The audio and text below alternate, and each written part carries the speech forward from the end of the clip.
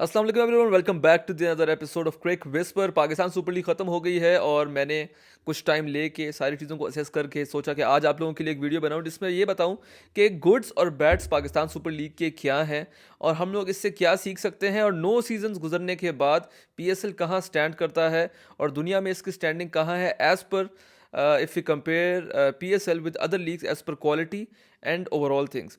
तो आज की वीडियो में यही डिस्कस करेंगे। सबसे पहले अगर हम लोग गुड्स की बात करें पाकिस्तान सुपर लीग के, तो हमेशा से हम लोगों ने देखा है कि पाकिस्तान सुपर लीग में बहुत कंपेटिटिव मैचेस होते हैं, बहुत कंपेटिटिव मुकाबले होते हैं और नेल बाइटर्स जो है वो बहुत ज़्यादा जो है वो हम लोगों ने पाकिस्तान सुपर लीग में देखे हैं as compared to other leagues around the globe. अगर हम लोग आईपीएल में देखें या अगर हम लोग बिग बैश में देखें या द 100 में देखें, तो इतने नेल बाइटर्स नहीं होते जितने पाकिस्तान सुपर लीग में होते हैं।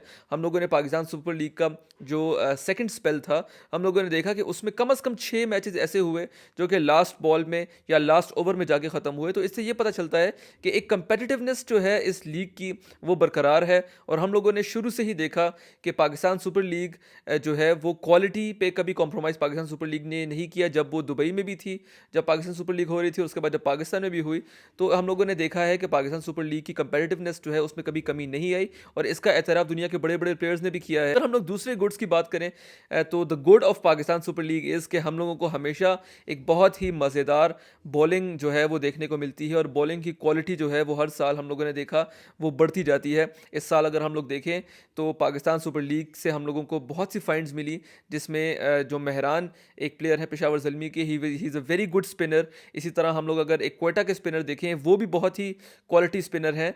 तो हम लोगों को हमेशा नए नए बॉलर्स जो हैं इस टूर्नामेंट से मिलते हैं और इस टूर्नामेंट की फाइंड्स अगर हम लोग माजी में देखें तो शाहीन शाह अफरीदी से लेके हारिस रऊफ से लेके ज़मान खान, अब्बास अफरीदी, एहसान उल्लाह और ऐसे अनगिनत बहुत बॉलर्स पाकिस्तान को प्रोवाइड किए हैं जो कि पाकिस्तान से जिसको फ़ायदा होता है। अगर हम लोग याद रखें इस चीज़ को, तो इस्लामाबाद यूनाइटेड में ही शादाब खान थे जिन्होंने अपनी परफॉर्मेंस के ज़रिए जो है वो इंटरनेशनल क्रिकेट में भी अपना बहुत बड़ा नाम बनाया। और साथ ही साथ हम लोग अगर देखें कि पाकिस्तान के लिए भी बहुत ज़्यादा खिदमत उनकी हैं। तो पाकिस्तान सुपर लीग से जो हम लोगों को बॉलिंग हमेशा से मिलती है वो हम लोगों को बहुत जो है वो कमेंडेबल हम लोगों की बात है।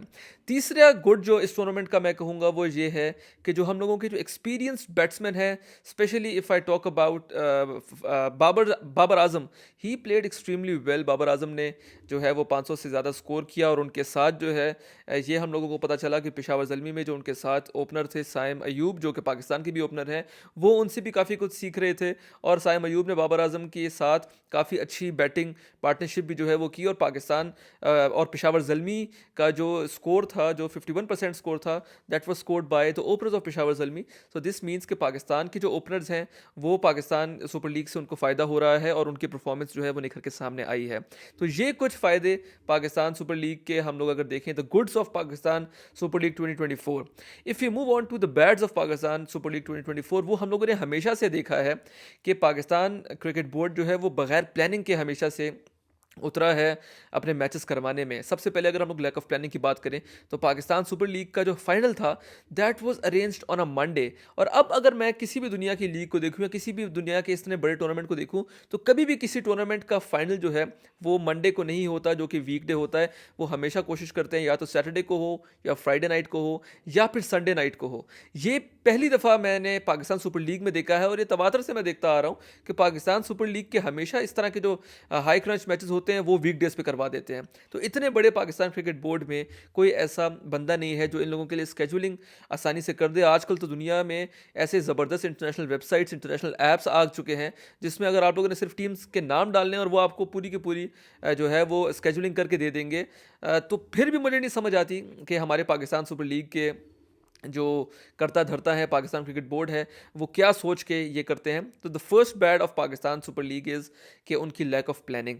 सेकंड बैड अगर हम लोग देखें तो कराची स्पेल, कराची में जितने भी मैचेस हुए हम लोगों ने देखा एक फाइनल को छोड़ के वहाँ बहुत ही कम टर्नआउट रहा। अगर हम लोग रावलपिंडी, मुल्तान और लाहौर की बात करें तो क्राउड जो है वो भरा हुआ था ग्राउंड्स में। लेकिन कराची के मैचेस जो हैं उसमें पाकिस्तान सुपर लीग के मैचेस में क्राउड जो है वो कम आया। अब इन सब चीज़ों को अगर देखें तो इससे पाकिस्तान पाकिस्तान का दुनिया में भी मजाक बन रहा है। अभी हम लोगों ने देखा कि आईपीएल शुरू होने वाली है, तो इंडियन जो सपोर्टर्स हैं, जो इंडियन सोशल मीडिया इन्फ्लुएंसर्स हैं, इंडियन सोशल मीडिया पर्सनैलिटीज़ हैं, इंडिया की आवाम है, वो पाकिस्तान का इस वजह से मजाक उड़ा रहे हैं, जिसको बहुत ईजिली अवॉइड किया जा सकता था।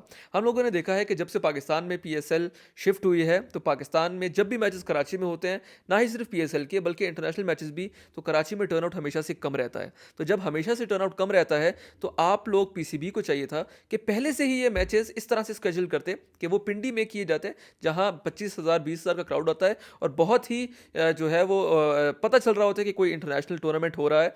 तो आप लोगों को चाहिए था कि पहले से ही अपनी प्लानिंग इस तरह करते कि आप लोगों के मैचेस जो है वो वहाँ होते, लेकिन आप लोगों ने जो है ये प्लानिंग नहीं की, और हम लोगों का जो आखिरी स्पेल था that was a dead spell in my opinion. जबकि मैचेस बहुत ही मज़ेदार हुए, लेकिन स्पेल जो था वो एक डेड स्पेल था, जिसकी वजह से क्राउड का आना कम हुआ, और हम लोगों ने देखा कि इंटरनेशनल मीडिया में इसका बहुत ज़्यादा मजाक उड़ा। ओवरऑल प्लानिंग जो है, अगर उसके साथ अगर हम लोग सिक्योरिटी की बात देखें, तो हम लोग इस चीज़ को बिल्कुल समझते हैं कि सिक्योरिटी बहुत ज़रूरी है पाकिस्तान जैसे मुल्क में, जहाँ हम लोगों ने इतने अरसे देखा कि एक दहशतगर्दी रही, उसके बाद श्रीलंकन टीम पे अटैक हुआ। लेकिन हमारे क्रिकेट बोर्ड को चाहिए कि गवर्नमेंट के साथ मिलकर इस तरह का कोई मैकेनिज्म बनाए कि 6-6 7-7 जो आप लोगों ने चेक पॉइंट्स को क्लियर करके आगे जाना होता है, उसमें कोई भी बंदा मैच देखने के लिए नहीं आएगा। और स्पेशली कराची जैसे शहर में, जो कि एक मेट्रोपोलिटन सिटी है, और वहाँ सिर्फ 24 आवर्स जो है काम ही लोग कर रहे होते हैं, राउंड द क्लॉक वहाँ काम हो रहा होता है, तो वो लोग जो है इन सब चीज़ों को देख सारे काम करने के बाद इतनी थकावट में मैच देखने, इतनी मुश्किलात का सामना करके नहीं आएंगे। तो इस चीज़ का ख्याल रखना चाहिए हमारे पीसीबी को कि यार आप लोग चेक पॉइंट्स को 7 से कम करके 3 कर दें, 2 कर दें, और अपने उन चेक पॉइंट्स सिक्योरिटी को बहुत ज़्यादा मजबूत करें। तो ये कुछ गुड्स और बैड्स पाकिस्तान सुपर लीग 2024 के थे। आई होप कि आगे आने वाले जो टूर्नामेंट्स होंगे, जिसमें चैंपियंस ट्रॉफी भी पाकिस्तान में आ रही है, अभी न्यूजीलैंड की सीरीज़ आ रही है, उसके बाद ट्राई नेशन सीरीज़ जो है that was announced in between Pakistan, south Africa and New Zealand. उन सब चीज़ों में इन सारी चीज़ों का ख्याल रखा जाएगा, और हम लोगों को इस चीज़ का फैसला कर लेना चाहिए कि या तो हम लोग कराची में क्राउड को पुल करें, अगर क्राउड को पुल नहीं कर सकते तो the big matches should be arranged in Rawalpindi, Multan और लाहौर। और इसके साथ साथ हम लोगों को चाहिए कि हम लोग और ग्राउंड्स बनाएं। बाकी आई होप आगे आने वाला जो टूर्नामेंट्स होंगे, वो पाकिस्तान के लिए, पाकिस्तान क्रिकेट बोर्ड के लिए, पाकिस्तानी आवाम के लिए अच्छे साबित होंगे। और ये कुछ गुड्स और बैड्स मैंने आप लोगों के साथ शेयर करने थे। आई होप आपको मेरे पसंद आए होंगे। अगर आपको अपने कोई आइडियाज़ हैं तो वो आप ज़रूर कमेंट सेक्शन में शेयर कर सकते हैं। आई होप आपको मेरी वीडियो पसंद आई होगी। इंशाल्लाह मुलाकात होती है अगली वीडियो में। बहुत शुक्रिया।